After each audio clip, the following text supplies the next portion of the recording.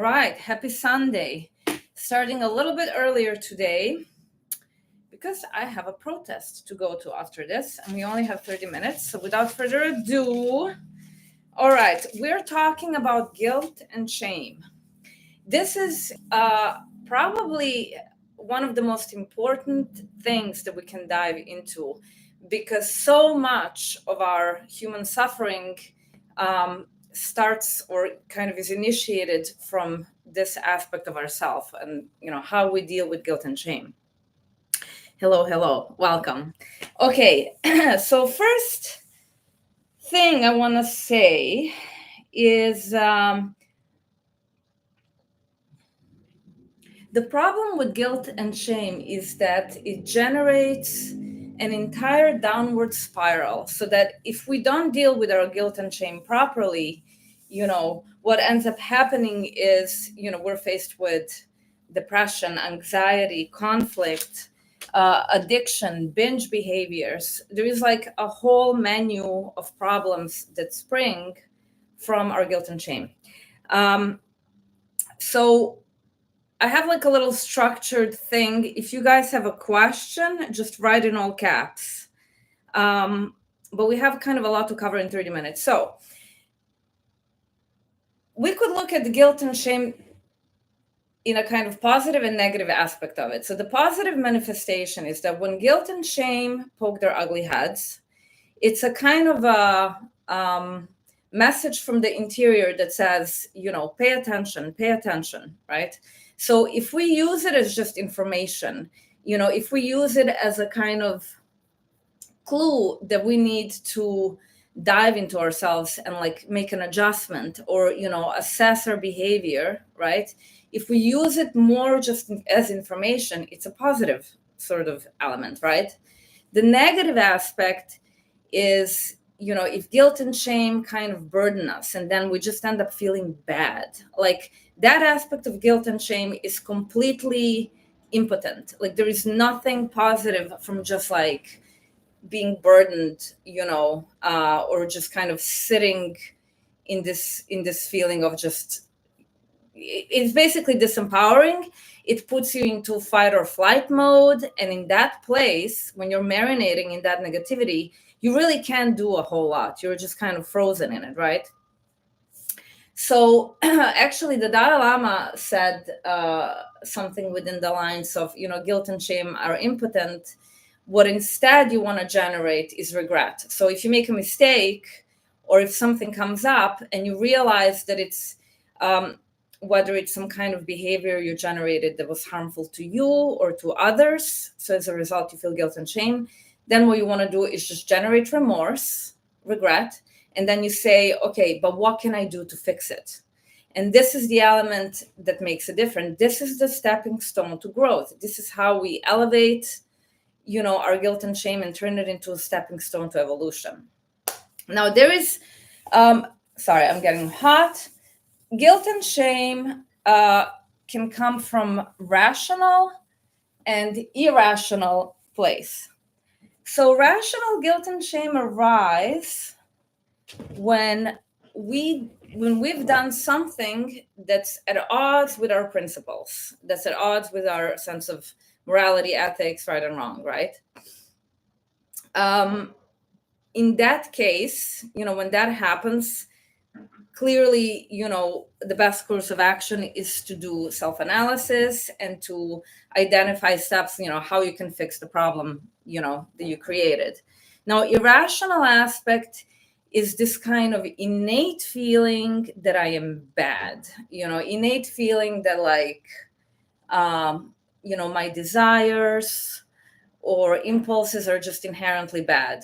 And this can spring from, narratives that we grew up with, if our parents put certain things in our head, or if we, one common thing that comes up with that is the sense of deserving, this idea that like, oh, you have to be a good girl or a bad, or a good boy in order to deserve something positive, in order to deserve happiness or to deserve love.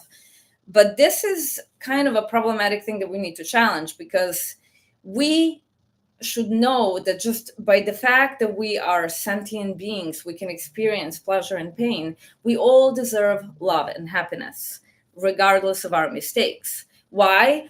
Because when we are in the state of kind of equilibrium, when we're in the state of joy and happiness, we're not really likely to generate problematic behavior.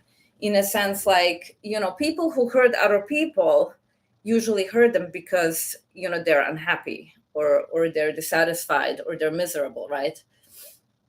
So if we were to move forward from that premise that, like, we deserve happiness just by the fact that we're alive, and if we extended that to everybody else, the world would we would have a very different picture of the world. Like, things would be very different in the world today. So, okay. I have a couple of different notes. I'm a little scattered, but it's okay. So then what is the cure? What is the cure to guilt and shame? Compassion. Compassion, another word for compassion is love. And these things, like, we just take them for granted. We're like, love and compassion. It's like this cliche thing, but it's actually not, because if you analyze, if you were capable of developing equanimity, which is a way of relating to all sentient beings from this kind of place of, like, wanting people to be happy, and wishing everybody well, regardless of how they relate to you.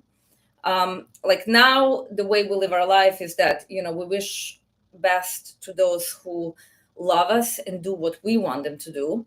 And then those who are kind of have different political opinion, or, they just in any way contradict our story, our narrative, and do what we don't want them to do.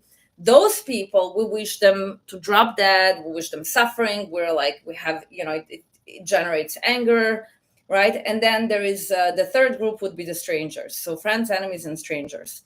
And for those people, we're, for the most part, kind of like, we don't really care, right? So this is categorization of the world from the perspective of the ego. Because ego is the part that, like, only cares about what's important to me, and the way I see the world is the only valid way, and so forth, right? So creating equanimity, or kind of training yourself to see the world from the place of equanimity, allows you to have kind of a general sense of love for all, and to kind of wish everybody well, no matter what. It's really funny that, like, when somebody comes up that we dislike, we want them to drop dead. Like, I see so much right now, how many people openly and vocally will express that they want the president to just, like, drop dead, And I'm like, do you even know what you're asking? Because, like, if you generate a wish that's directed towards someone, why not generate a wish that they become integrated, that they heal, that they, become a more wholesome person? Like, if you could wish them anything, why not wish them that, right? But that's because, because we're always looking at the world from the place of the ego, and ego is very rooted in two things: attachment and aversion. Attachment for things that we want and desire, and the aversion or hatred for things and people that we, want to avoid. So, okay, I'm kind of going on a on a tangent here. So, equanimity that I'm talking about is very much connected with love and compassion that we want to cultivate if we want to go away with guilt and shame. And another piece of the puzzle here is connection between self and other. So, okay, let me step back first. So why is compassion cure for guilt and shame? Because when we feel guilt and shame, we fall into this kind of disempowered state of feeling like I'm bad, and therefore I don't deserve happiness, or I don't deserve whatever it is that I have, right? So compassion, if you have compassion, and compassion can be directed towards yourself or towards somebody else, right? But if we have compassion, then even if we see that we made a mistake, we'll have a kind of understanding. we're like, okay, I'm a human being, I messed up, and now I'm going to fix it. I'm going to change, I'm going to make things better. So compassion is kind of giving you, creating some space in all of that kind of negativity, internal negativity, right? And now, why is there connection between self and other? When we discuss guilt and shame, like any sort of thing that we direct at others necessarily will ripen as some kind of sentiment that will be directed towards ourselves. And I'm going to tell you a story of how when this kind of realization first hit me really hard. This was about a long time ago, about 25 years ago or 23 years ago or something like that. I was in a Buddhist retreat, in a 10-day retreat, where basically when you're in a meditation retreat, you have to like power down of all electronics. So there is no distraction. You're not talking to anybody. So you fully shut into yourself. Why? Because this kind of forces you to start seeing your mind. Social media, books, anything of that nature can become a distraction, meaning, you kind of get a channel of like escaping instead of like looking at yourself and being with yourself inside of your mind and hearing the voices and the narratives that are always there, but we don't notice them because we're so busy in this kind of world of information and distractions, right? So I was in this retreat, and retreats are typically, it sounds like something very restful. It's like, oh, vacation. But it's not really, because what you're doing is you're meditating, I don't know, 8 hours a day, and you're just sitting with yourself. And this is where stuff starts to swim up to the surface, stuff that you don't want to see. It just becomes, your mind becomes more clear and more silent so that you can see yourself more clearly. And one of the things, of course, ego has endless strategies to escape itself, to escape looking at itself. So I remember we were in a dining hall, and that was kind of so everybody would get together at the dining hall and have their meal in silence. And this is where my mind, this is where my little ego demon would come out and start to project on other people. And there would be this criticism, like, look at this person, how much food they're eating, they, like, they're not thinking about others, like all these like blah, blah, blah narratives, the way in which we just always criticize others and fixate on others' mistakes, or, we interpret everything in a certain kind of way. And this is, of course, as we know, the modus operandi of a shadow, right? It's a way to run away from ourselves. And then it hit me so hard in the moment, this insight that like all of these narratives that are, criticizing and undermining others or expressing aversion towards others, they're kind of like voices. And when you indulge in them, because there is something really kind of blissful and pleasurable about like criticizing other people for whatever reason, right? So indulging in that, kind of giving energy to those voices, kind of feeding them, makes them grow, right? So it makes them stronger. It's kind of like neural pathways become stronger. So the more you do a certain behavior, the more you reinforce neural pathways in your brain, causing yourself to kind of, or becoming more likely to engage in those kinds of behaviors in the future, right? So you're reinforcing a certain pattern of behavior. So empowering these voices that are kind of hateful and divisive, and lacking in understanding and tolerance, empowering those things is problematic, because eventually when I have a kind of a bad day or a dark night of the soul, those same voices are kind of being directed at me. So this is probably one of the most important elements for us to recognize who are in the world of spirituality, that the self and the other are intimately interconnected. You cannot separate the two. That's why actually there was also research done in psychology that shows that self-compassion and other compassion are interconnected. So the more you do the more you develop capacity for one, the more you have capacity for the other. But this is something that came to me as an insight during my retreat. And I saw it firsthand and it hit me like a train. Like I could just see it. I could see this, right?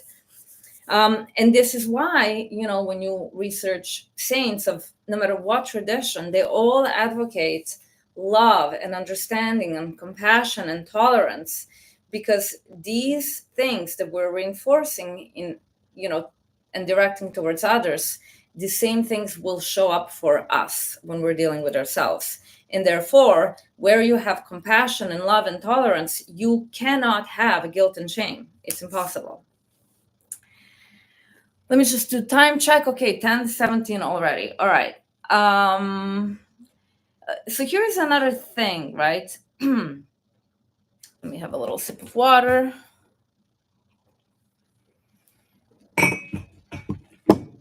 Also, we kind of love to shame others, right? So we love to kind of fixate on other people's mistakes. And there is a story which is very interesting with there was a politician in New York. I don't know if he was a mayor. This happened like a while back. And he was somebody who was like very openly speaking against prostitution, and he wanted to outlaw it. I'm just changing. Hello, welcome. I'm just making sure that people's questions.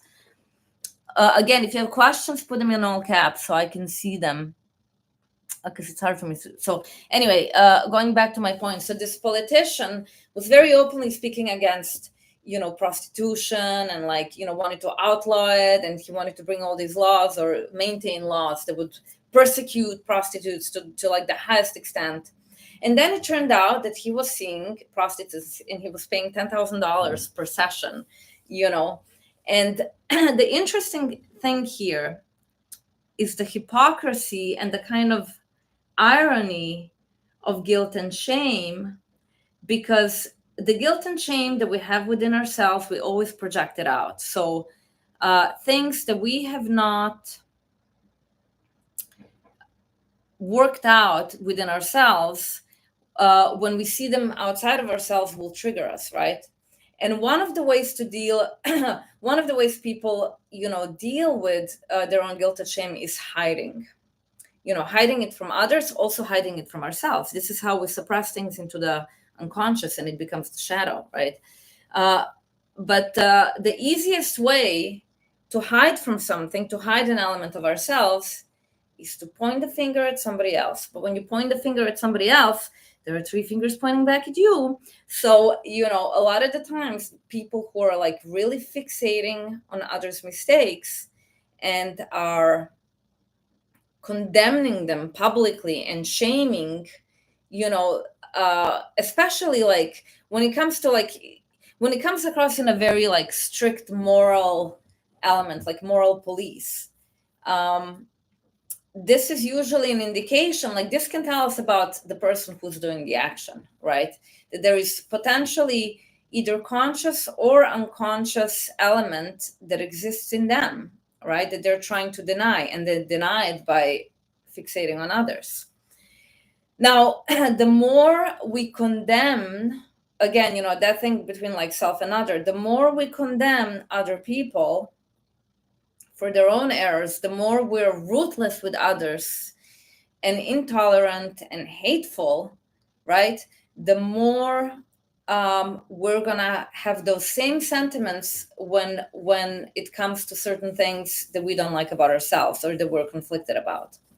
Now, guilt and shame can be, like I said, there is the rational and the irrational element. So like if it's something rational, and I'll tell you, like I have a very close friend who's very dear to me, but he makes a lot of mistakes for whatever reason, right? So he's somebody who will, cheat on their partners and lie and do all kinds of things, right? And then he'll generate feelings about himself, like self-loathing. He will feel bad, right? And he will kind of feel all this guilt. And it's kind of irreconcilable for him. And then what happens is like, then he'll self-medicate with drugs or alcohol. Then so he falls off the wagon because he has issues with addiction, right? And then when he comes out of that, and then he will inevitably destroy his life every single time. And then when he comes out of that and he sobers up, then there is this deep, deep guilt and shame about all of the stuff that he did. And I always tell him, this is your opportunity to break the cycle. This is when guilt and shame come up, do not indulge with that. That's like a ego kind of thing. That's like a ego having a picnic. Because you see, there are two ways that we indulge in our egotism. One is arrogance. It's like, I'm better than everybody else, like kind of stepping on people and criticizing others and elevating yourself, right? That's one way. Another way is the opposite. It's like, oh, I'm so bad, and then like just kind of like wallowing in this like guilt and shame. Like that's completely being self-obsessed, right? They're both self-obsessed, and they're both narratives that they're not actually true. They're delusions, So I tell him, like, if you nip it in the bud with guilt and shame, if you stop generating, because when you generate guilt and shame, necessarily there is a part of you that's looking to punish yourself, right? And it's part that's telling you like, oh, I'm bad, therefore I don't deserve good relationships, I don't deserve nice things. And that part that gets generated, which is usually totally unconscious to us, is the part that will self-sabotage anything good in your life. So when he gets into a good relationship, he goes and engages in all of these behaviors that will totally destroy the relationship. And these are all very irrational, because anytime he looks back at his situation, he's like, why did I do this? But that's the mechanism. That's kind of like a perpetual downward spiral. And that downward spiral is entirely dependent on this kind of guilt and shame thing and the indulgence in that, and which again, means that you are lacking self-compassion. You are lacking in the department of like really loving yourself. And okay, so again, guilt and shame can also be seeds that were planted when we were very young by how our parents treated us. Like if our parents were really neglectful, unkind, ruthless, that's also like we learn from them. We learn what love is from our parents. So if they didn't relate to us with love and compassion, it's more difficult for us to have access to that. So now as adults, what we want to do is we need to go back and we need to learn how to do these things. Again, this is something that I can, I'm always on my channel, I'm always talking about compassion and stuff like that. And obviously there's a really, really good reason why I do this. But what I really want, and you guys can text me and let me know if this is something you want to do. And I think you do, and I think you should. We could start, either on my Patreon, and I'll make it free, because I want everybody to grow and evolve and be happy, right? This is why we're here, to help each other. We can create some kind of little program to work on our guilt and shame, to work on expanding our, compassion and love and all this kind of stuff. So that's kind of a little plan for the upcoming month on my channel. So like I said, it can come from parents, from the kind of negative imprinting.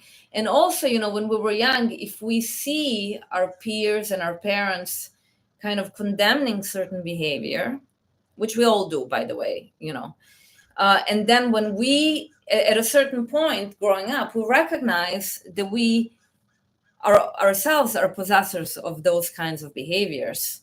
And then we tell ourselves like, oh, they said this is bad. Like, oh, I think I'm bad, I have to hide, right? So then hiding entire elements of ourselves from ourselves, which is a strategy of ego. Like ego is our sense of self. And it's part of that is our idealized sense of self. It's like who we want to be and who we want others to see when they look at us.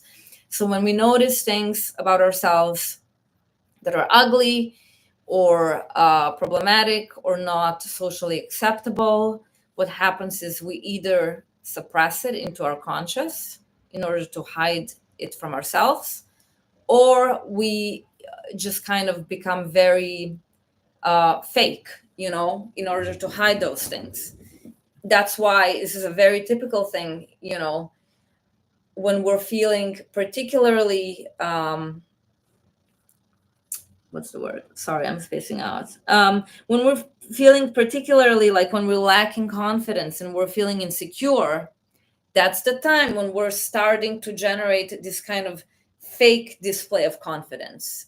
So we're acting extra confident and arrogant, and it's like so funny to me, because to me it's always so obvious. It's like so obvious when people are acting superior, or when they're it's so obvious that they're like suffering, right? It's a kind of suffering. So okay, I'm gonna stop here.